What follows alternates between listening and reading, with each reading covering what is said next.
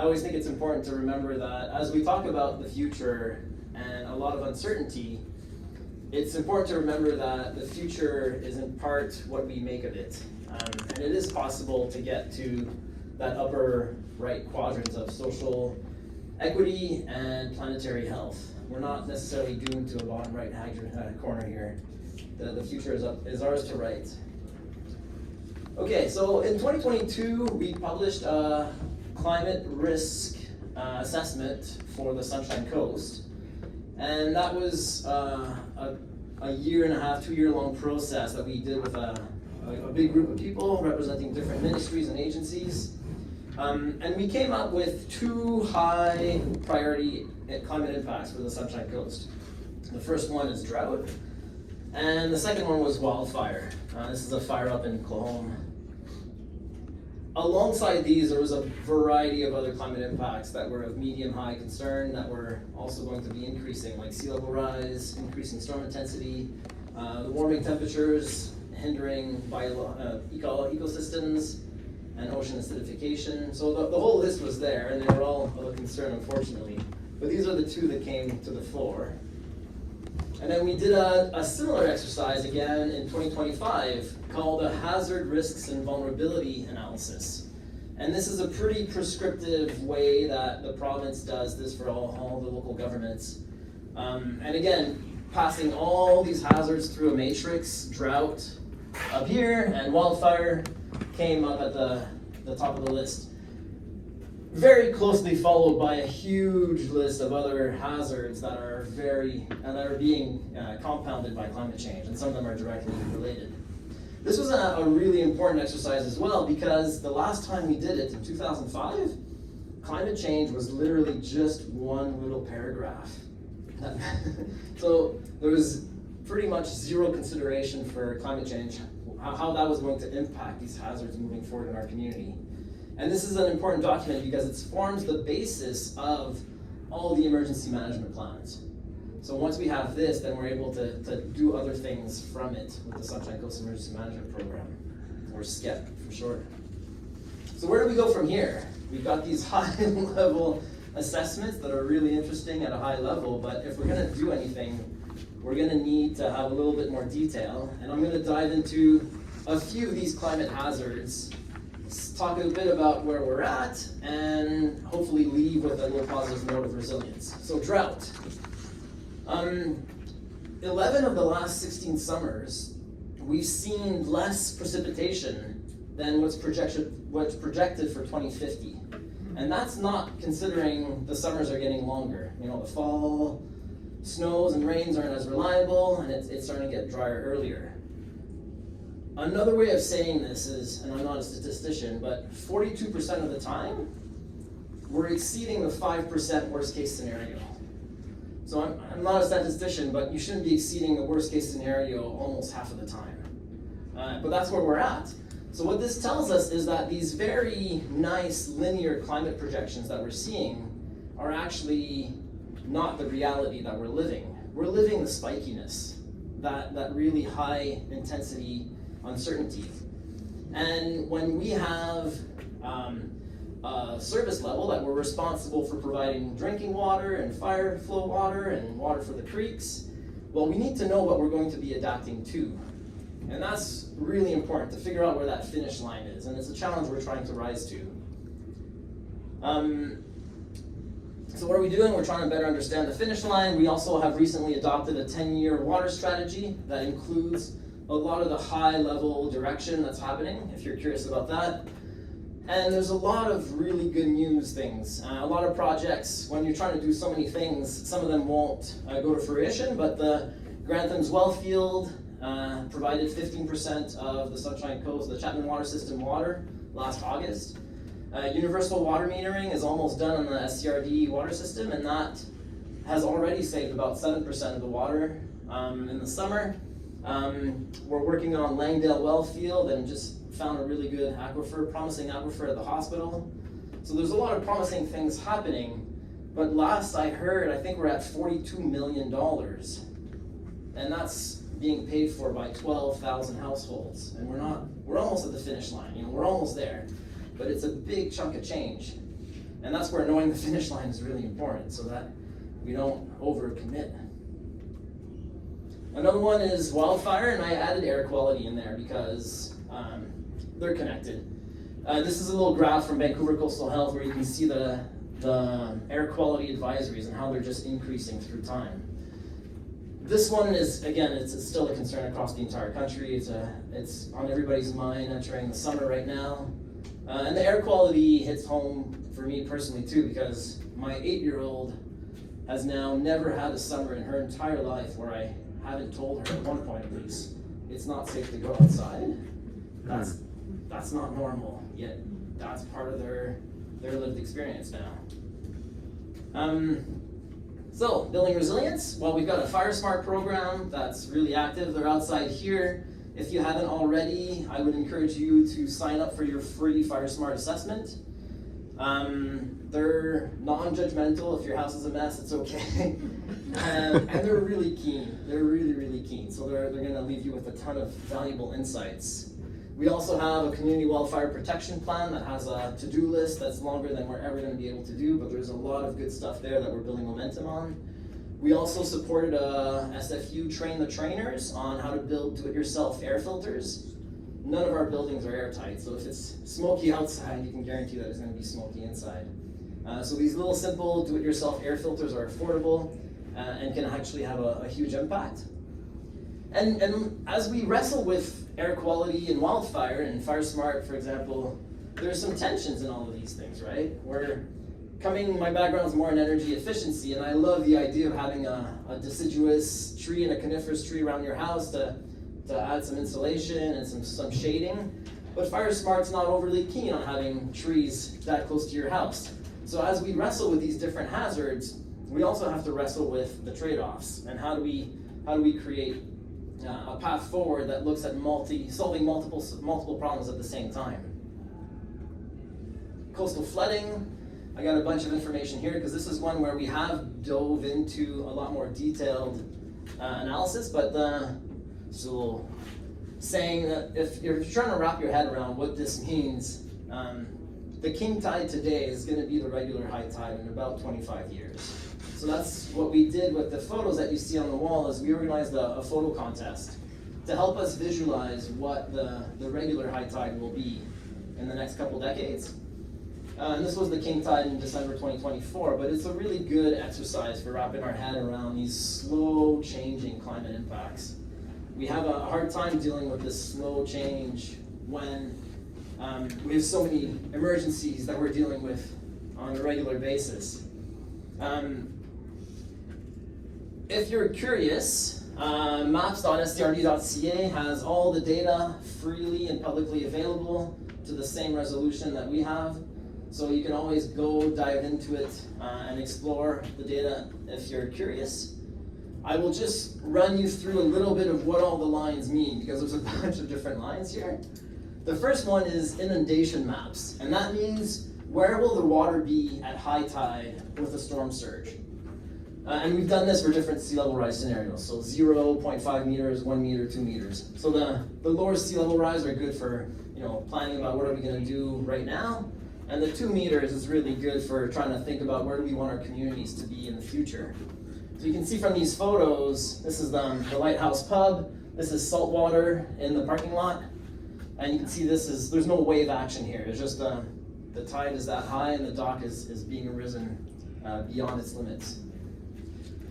So I printed a couple random maps if you want to just see, but I can give you an example here of the darker the purple, the more the sea level rise. So this is Volcroft on North Thormanby Island. And you can see we manage a port here, like a dock. So we're already in a situation where that is going to be compromised. Same with the SCRD Park here, which is underneath the inundation line. But most of the Sunshine Coast is steep, rocky cliffs, right? So this is Keats Island. You can see all the lines are one on top of the other. So that one's not as vulnerable. And that's something to keep in mind too, is for a lot of the Sunshine Coast. Davis Bay, I know, is a concern for a lot of people because of the highway here and the bridge. Anyways, there's so many. Another line that we've got is flood construction level. And what this means is if you're going to build something new, you need to have an engineer sign off on what the flood construction level is going to be for it to be safe. So we're taking the inundation lines that we saw earlier, and we're adding waves, and we're also adding a freeboard, which is a fancy way of saying a safety buffer. And this is all based on 1 meter of sea level rise. So this is, you can see a picture of Granthams here, where all that kinetic energy from the wave action hits the hard shore and goes up. So all that water is going inland there. And this is where, this is not a concern for most places, but ironically, Seashelt has a higher coastal point here, and then it goes lower inland. So this is an area of concern where you have to use a different method for calculating the flood construction level, because the waves are actually all getting stopped here, but you still need that safety buffer.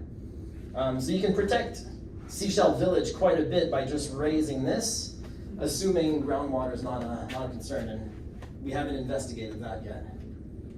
But just to give you a sense of where we're standing now, this is a flood construction level, and these are academic maps. The town of Gibsons updated their development permit areas with actual regulations, so it'll be a little bit different on the actual regulations, but this gives you an idea of where the water might be or where the flood construction level is going to impact potential future considerations. Langdale and Hopkins Landing, the ferry terminal. And the final line that you'll see on all these maps is Coastal Vulnerability Index, which is a fancy way of saying erosion. So these shorelines on the Sunshine Coast have never been impacted by wave action in the past. And as the sea level is going to rise, those waves are going to start hitting the coastline. For a lot of the coastline that's bedrock, that doesn't matter. It's not going to do anything. But where there's more fine sediments comprising the coast, that's going to lead to a lot more erosion. So you'll see there's a legend of red, yellow, and green for where the erosion susceptibility is higher. So what are we doing? Well, we're doing first of all, we're doing a all climate hazard assessment of our infrastructure, of our SCRD assets, to try to dive into the weeds. We're also participating in the field school, trying to wrestle with what this means to our community with a group of artists. We've hosted a bunch of Green Shores workshops, which are a way of creating a shoreline that's more resilient and more vibrant. And I just want to, our neighbors are all working on this as well. And as a society or as a humanity, we've worked on this in the past. Just a brief example, when the Netherlands built all their dikes in the 1500s, the 1800s, that's when a lot of them happened. It wasn't somebody deciding to do this, it was the collective that decided to do this. And in my very thorough academic research at DutchDikes.net, but they basically said Netherlands became more prosperous from this collective effort. And I think that's something that resonates with me, is by collectively acting on something, we may increase our resilience and our prosperity. Okay, just briefly, a couple other climate hazards. Extreme precipitation. This map's getting old now because it's 2020 to 2022, but some good photos of all the different issues we had with with extreme rains.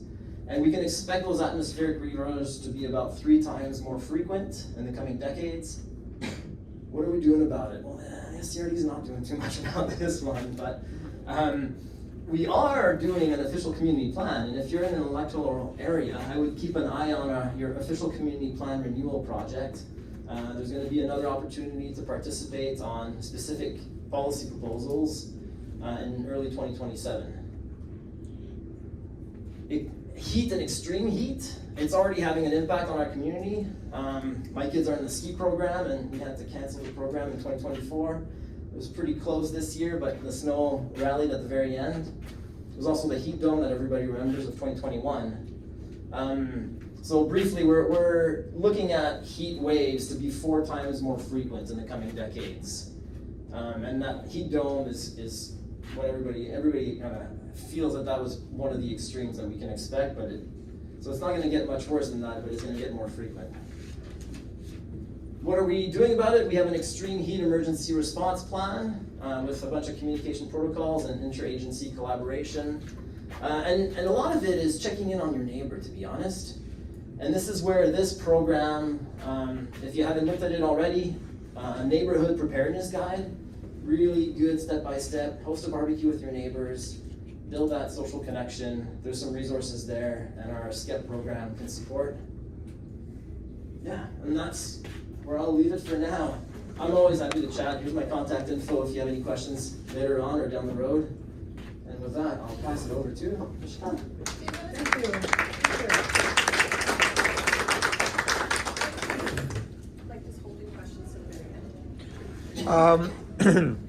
Yeah, I think if you have a quick clarifying question, that'd be great. And we can hold longer questions till the end.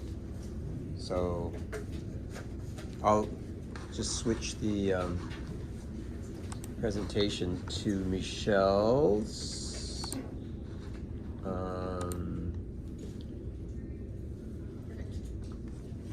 You got that thing? Yeah.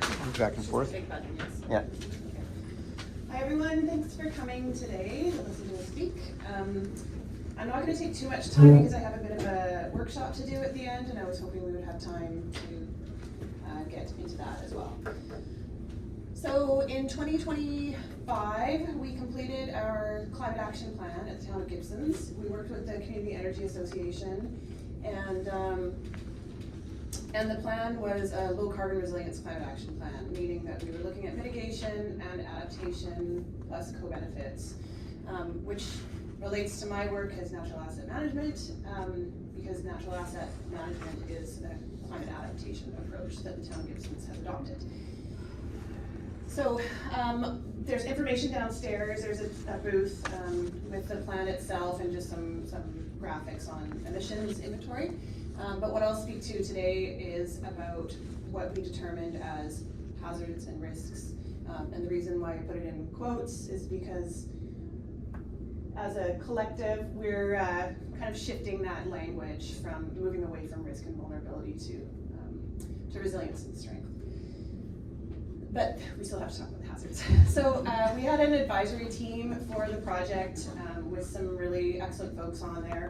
And through the project, we determined what were the most significant, or the hazards that would have the most significant impact and the most likelihood of happening within the town of Gibsons. And these were the original hazards that we looked at, and then we pared it down even. Yeah. Not advancing. I said the big button. Oh. This one. Thanks. Sorry. That's okay. It's technology.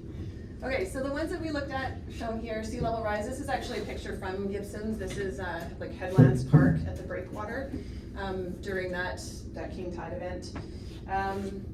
Extreme heat, wildfire smoke, seasonal shifts, and interface wildfire. These ones were chosen in the plan because of like how they may affect vulnerable populations within the town and that may not be distributed equitably across the entire town.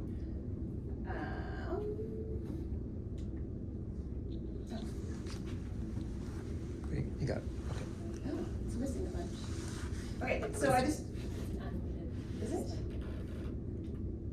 Okay, well, let's just put them all on there. There we go. So I'm going to focus more on resilience and what the town of Gibsons has been doing and what we are, how we're moving forward with resilience. You can see on the top left, that's the aquifer itself, the mapping, and of course, this being our sole source of drinking water, we proactively manage and monitor the aquifer. And when we talk, like we obviously are working in relation with the SCRD for drought management, and we've been sharing water with the SCRD for a few years, but that has come to an end, which is fantastic that their water system has become a little more reliable.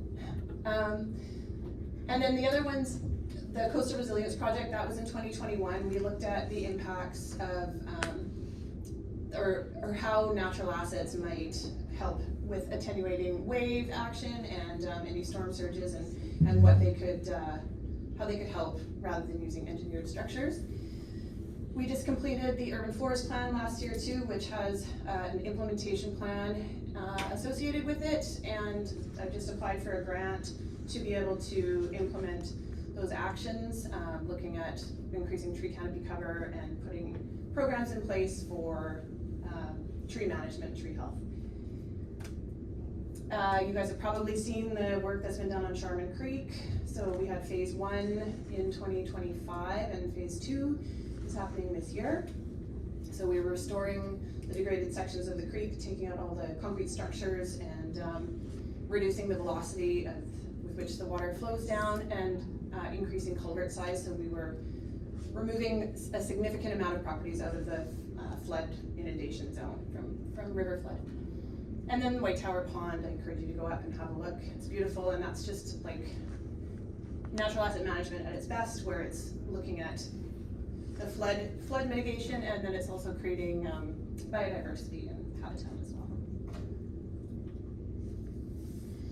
Okay, so in 2024, there was an update to the Emergency Disaster Management Act at the provincial level, and through that, they are requiring that local governments have to do risk assessments and other things.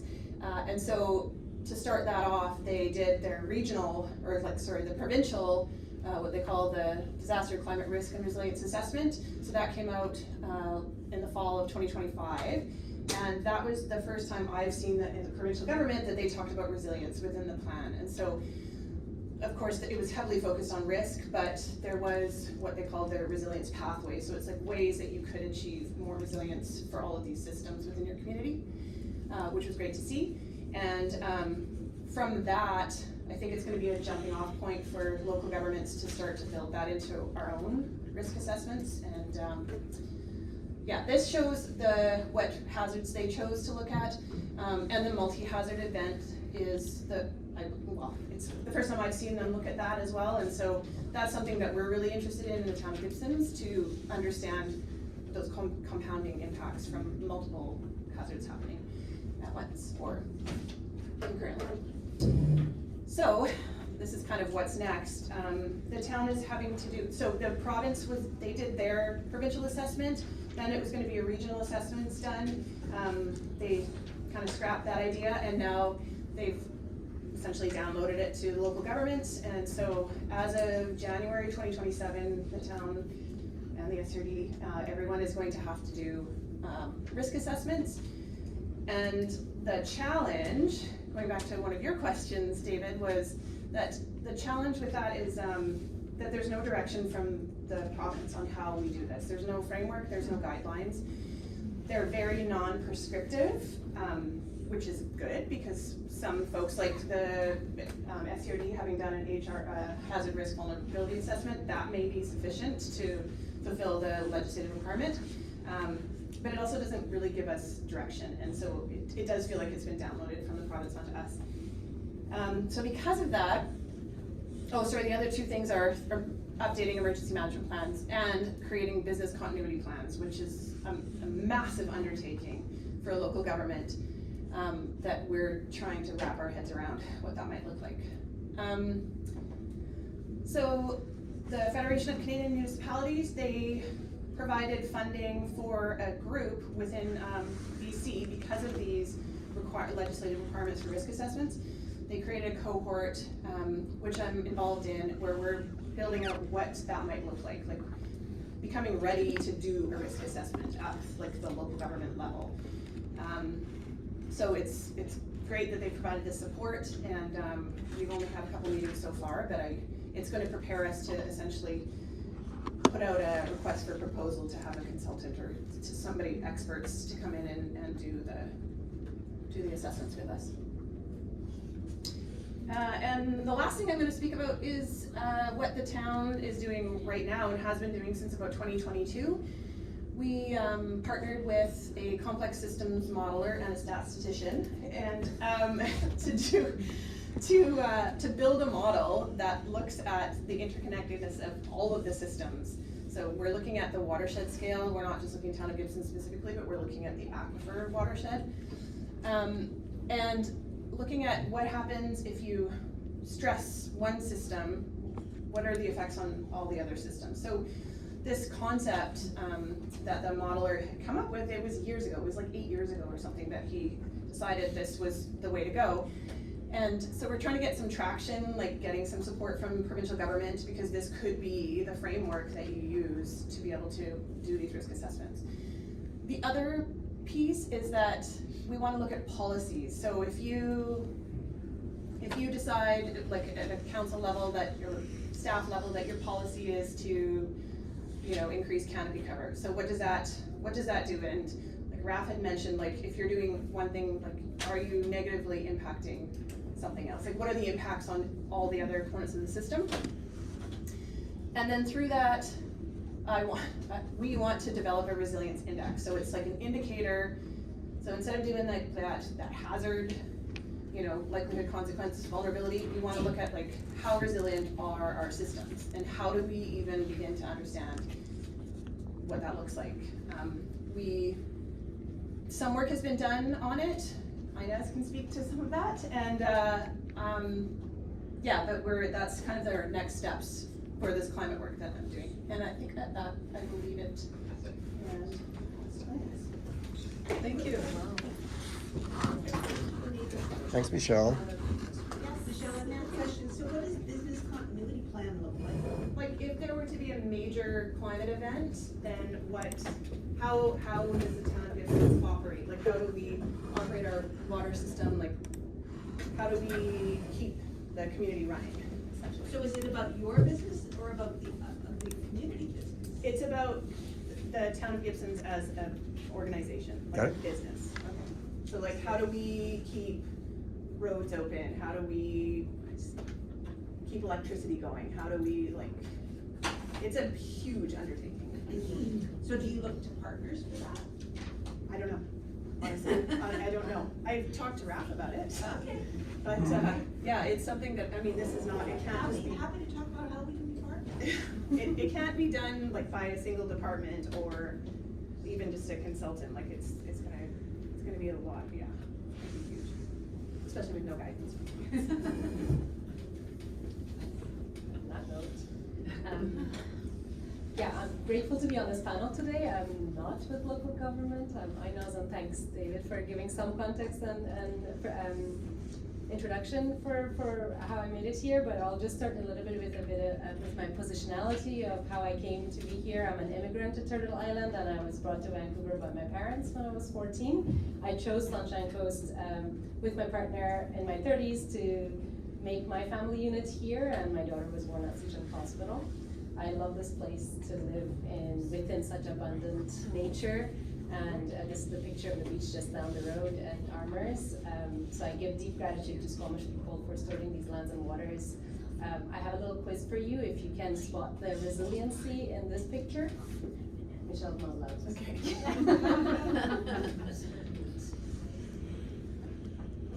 Dock Yeah. is still there. Is the dock there? Yes, there's a dock there. There's a dock normally there, but the dock is not there, so you get the chocolate, because you spotted the resiliency, is that, we had the storm and the dock was severely mangled, I think it was 2018. Yeah.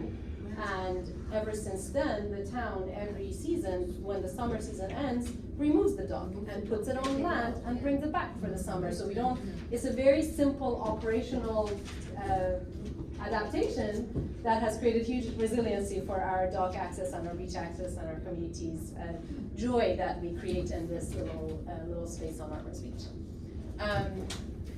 And Michelle and I were both in a conversation around climate communication, so I'm testing this out with you guys, that you know, when we talk about hazards and risk and this and that, like, we don't really get a sense of where people are at in terms of, you know, how are we showing up to this work that we're all a part of.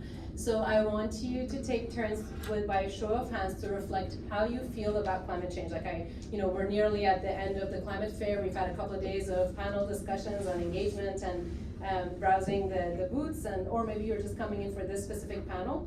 So show of hands if you're feeling positive with regards to how we're doing with climate change.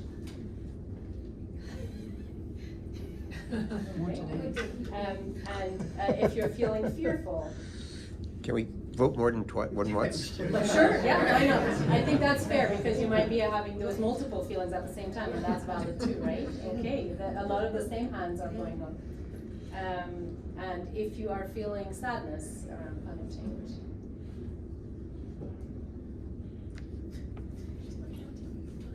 I don't see what's happening. I've got all the feels, I've got all the Which is what's coming through as well, okay, and if you're feeling anger. Sometimes, yeah, frustration. Okay, thank you for that little sampling and for participating. And, you know, I saw many hands go up multiple times. I missed Raph hands every single time, but we are feeling all the feels, and this is the acknowledgement that this work is not settled yet. It's new for all of us. I think there was enough in my introduction. I'll just say that today I'm coming and sharing insights from my master's research, which I completed late last year, and it's focused around community climate resilience frameworks. And my master's was part of a greater 4-year research project that was funded by Pacific Institute for Climate Solutions. There's a booth downstairs that my colleague Valentine is sitting at, and you know, there's a lot of resources of the other research that were beyond the work that I did that are also available downstairs. So this is what a typical climate risk assessment looks like. You know, we list the critical infrastructure and the assets that we want to analyze, and then we list the climate hazards that asset might be exposed to in the region that it's in, and score the consequences and the likelihood of those, and multiply those to get a heat map on the risk. And you know, then the outcome is like a series of recommendations for adaptation opportunities and short-term and long-term adaptation measures usually. And depending on the granularity of the assessment, usually further study is needed and more detailed analysis is needed, which can be a very lengthy process before you get to adaptation implementation. I don't want to leave the elephant in the room. That's the uncertainty that goes with all of that. Like, did we include all the assets? What's the definition of critical infrastructure? And you know, what about the assets that we don't even have in our community yet? Like all the coast residents that don't have air conditioning in their existing residential homes. And what about the climate projections? Like, how accurate are they actually? And what about those cascading events and the combined events that we've had reference to in the presentations today, and the multi-hazards? What if the heat wave and forest fire smoke happen at the same time, when we can't open window for cooling? And the list goes on. But I feel like focusing on uncertainties can be very paralyzing for us, and preparing for what's ahead with the best data and information we have at hand within our means is all we can do. So regardless of the uncertainty. So I see a lot of pointing to uncertainty sometimes in conversation of climate resilience, but it really doesn't get us anywhere. So let's just focus on where we can be useful. And this was also uncovered in my research. There's more and more publications and documentations that point to the need to expand our lens and assessments, to not just be this like rigid 2D heat map diagram of infrastructure and hazards, and to move beyond the built environment, to acknowledge the interdependencies of the social ecological systems that support community resilience as a whole. And that we need to enhance the process and the frameworks that we use to have an all of society approach, and acknowledge that we all hold the responsibility for climate resilience as a community. So I said, what if we choose our words differently? That's the Sendai framework, one of like the most used kind of national scale frameworks that breaks down risk into hazards, climate hazards, exposure of assets to those hazards, and vulnerability of the assets to that combination. And what if we said, instead of climate hazards, we just talk about climate characteristics? What if it's not like a fear-mongering word of like, oh, this is a hazard and it's going to cause a risk? What if it's the climate that we have? It's changing, but it's the climate that we have. What if it's not like your exposure to those climate hazards, but it's about the location? It's what is the asset's location? Where are they located, and how are they interacting with the climate? And what if we don't focus on vulnerabilities, but instead focus on our values? What's important to us, as opposed to, how are we vulnerable, how are we exposed? So this was kind of the foundation of how do we create a community-informed impact assessment. So I developed a value-based framework, I call it, for community climate resilience, and I'm not looking to replace any of the existing frameworks that are there, but just expanding them to look at community values at the beginning and to also acknowledge the different levels of knowledge and responsibility that come into it. And so when we look at community values, what we ground our work into is what are the inhabitants of the community, what do they care about, and what is supporting them to not just survive, but also to thrive in the place that we live. Because if we just limit our work to critical infrastructure, at best we'll get survive. And if we stop thinking about what do we need to thrive, then we'll stop thinking about what do we need to thrive. And so when we start with community values, then what might make it onto the asset list for what do we need to actually assess for climate resilience will be public and private property, will be natural and engineered solutions, and will be policy and programs, not just physical built assets. And then on the far end of it, we will kind of end up with an all-society approach for the solutions that can be there, both at personal level and community level, as well as the work that the local and provincial governments are already doing. This is good for this. So I piloted my framework with the town of Gibsons. Super grateful for that opportunity. I am a resident of Gibsons, and to do the work here was really meaningful. My relationship with Michelle was really meaningful to build out through that. And town of Gibsons was unique for me to be able to pilot my framework with them, because they had already identified the values. There was an extensive participatory engagement process supported by the SFE Center for Dialogue in partnership with the Renovate Public Hearings that brought 25 persons into a residence assembly of demographically representative residents of the community, and they deliberated over 30 hours to identify 15 values for the town of Gibsons. And then town of Gibsons took those 15 values to general public engagement as a part of their official community plan renewal process.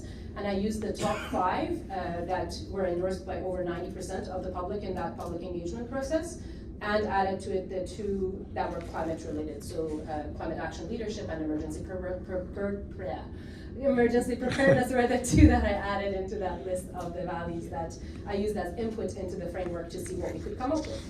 And what I found was that when we started with those 7 values, what made it onto the list of the assets that are serving those values was not just what is within the town's decision-making jurisdiction, and it was including, many other things like our, health units and community centers and roads and transportation, which is like Ministry of Transport, or some work that some assets that are SCRD. So kind of provides an overview of what is not maybe always on a critical infrastructure list, but what is a fuller list of what's serving the community values.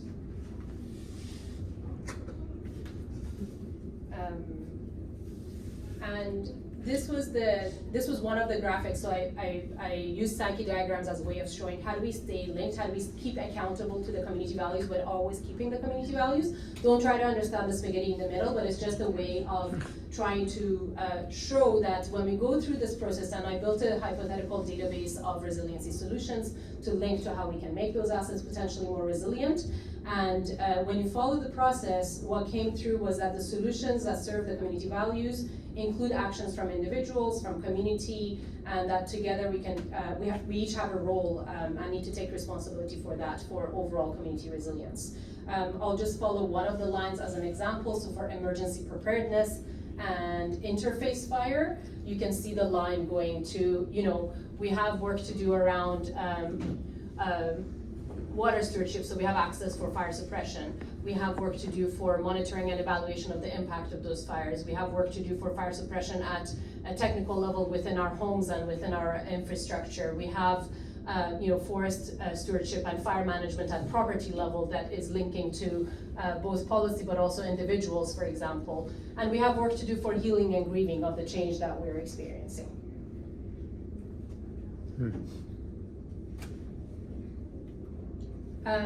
So to kind of conceptualize it in less of a spaghetti, more of a diagram, I drafted this to explore the division of knowledge and responsibility for community climate resilience. And I acknowledge that at an individual level, for example, I'm responsible for my personal health, resiliency of my home, staying informed and educating myself about our changing climate, putting money aside for resiliency retrofits and upgrades that are applicable in my life, and potentially having insurance in place for the extreme weather impacts that are beyond what I had accounted for. As a community, we can have, and this one goes kind of bottom up as I read through this, we can have community support services in place, build up collective community knowledge about our changing climate, acknowledge our access and know where those are around refuge, taking refuge in nature or in built spaces during situations like heat waves and smoke events, and to share responsibility of well-being of all the inhabitants, kind of that checking on our neighbors and checking on all our relations that came through other presentations as well. And that technical and policy solutions are there to support this. They're not the only way that we can have resiliency. So what I want to emphasize as I kind of come to my closing remarks is that it's important to engage in dialogue with our local governments. This work is not something that local governments can do alone to service us, but as we engage in dialogue, we can share with them what do we know about ourselves and what does our family need, what is our values about living here, and so that they can know about that and make their decisions informed by those. And I want to acknowledge that we have governance in our families and in our homes, so that's the piece that we take responsibility for as individuals and as communities, that we have the knowledge and responsibility for climate resiliency within our property lines and within our neighborhoods. I had another example to run through an example of it. I think, yeah, okay, we can do this quickly. So I said, let's hypothetically agree, I think we can all agree that our children are our most important asset and our value, and their well-being is a shared value within the community. And so yeah, with this I just wanted to say, if we start with children, then suddenly the home and the daycare center and the playgrounds are on the list of what needs resiliency as well. And how do we engage our school districts, and how do we engage our what is our transportation access to healthcare, etc. And if we cross that to extreme heat, if we look at a conceptual situation of how children's well-beings are being impacted by extreme heat, it's really important, for example, at individual level in our families to know what are those temperature thresholds at which point our children might feel uncomfortable in the heat, or our pets, for example. What are the life forms that we're responsible for? What is the temperature thresholds that they might feel uncomfortable? Where are the different hot and cool zones in our homes that we can take responsibility for? And knowing how to take care of ourselves within our means, minimizing physical exertion during those extreme heat events, or drinking plenty of water, and having a response plan for if it does get too hot at home, what is my access to the forest nearby that might be cooler? Can I go down by the creek and cool myself there? Or where is the cooling center that the local governments are providing, and how do I get there? And who else can I take along with me as I see me and myself and my children there? Yeah, so that's kind of an example of how we can take responsibility for at different levels. And before I fully close, I just wanted to get another pulse check of how we're doing, but I think with all the hands that went up, you can do it 1, 2, or 3, and kind of, how are you feeling about climate change now? Oh, supposed to put a number. Anger, okay, yeah. Okay, some fear coming up. Yeah, okay. I see a lot of 1s and 2s and 4s. Less sadness now, more knowledge. Okay, thank you so much.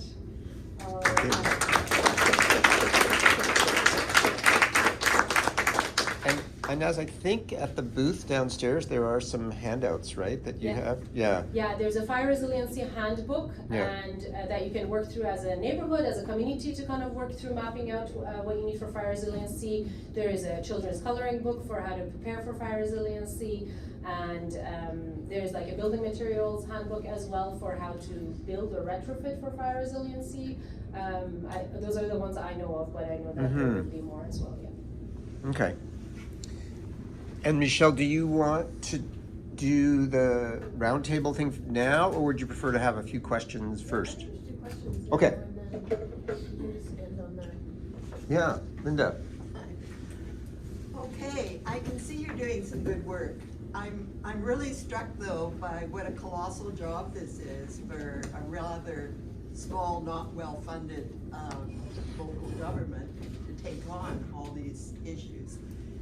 And I'm wondering to what degree you're looking at public-private partnerships. I grew up in Port Alberni, where at the time McMillan Blodell took responsibility for fire protection. They had 2 water bombers, a spotter plane. They were incredibly good at it. They would go around, they every little puff of smoke, and they'd put it out, and we didn't have wildfires.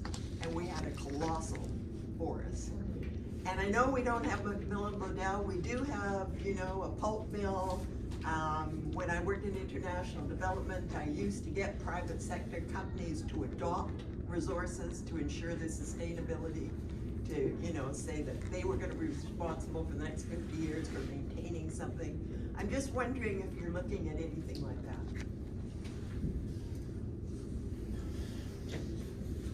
That's a good question.